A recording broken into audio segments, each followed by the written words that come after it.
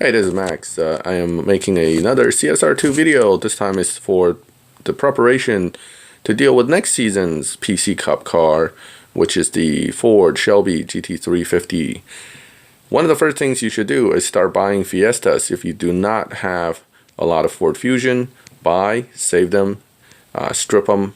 You can get one every hour, so you can get plenty of common and rare Fusions in preparation for the coming Cup. In the next season, you will, if you're getting a new Gt350R, you will need to do supply Cup with a mildly built car at some point. This here is one with stage 2 nitrous, stage 4 trans, and stage 3 tires only with Fusions. This car is actually maxed. I just downgraded it for the purpose of this video. What I'm going to show you though is the again, the grip-induced downtune that I discussed in my tuning video is applicable to this car just like it is to some of the other cars in the game. The Gt350R has high grip. It's a high grip car. So when you start bumping down the grip, you will get this large drop in Evo right there.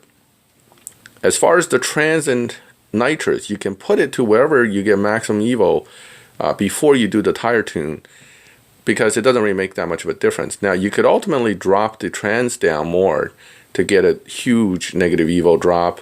I don't think it's necessary. I'll show you why. The tire downtune will trigger a drop to 11.4 and 17.9 respectively for quarter and half mile.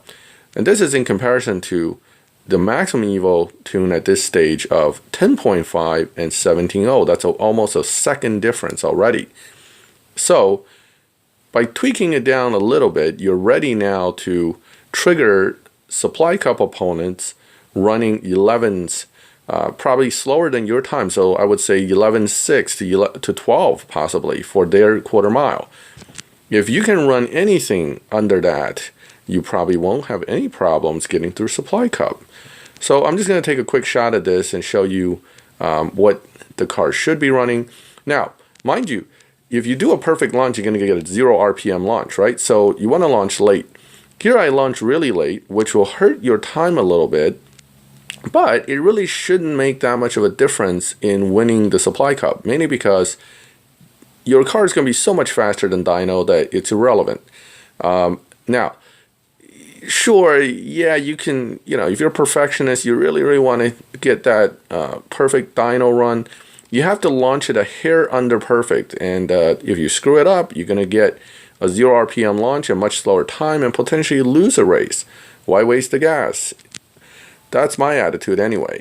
So as you can see, 10.7 on a 11.4 dyno and a 17.2 on a 17.9 dyno, you should have no problem. Now, I'm going to try to do a better run to show you how it could be different if you launch a hair closer to perfect.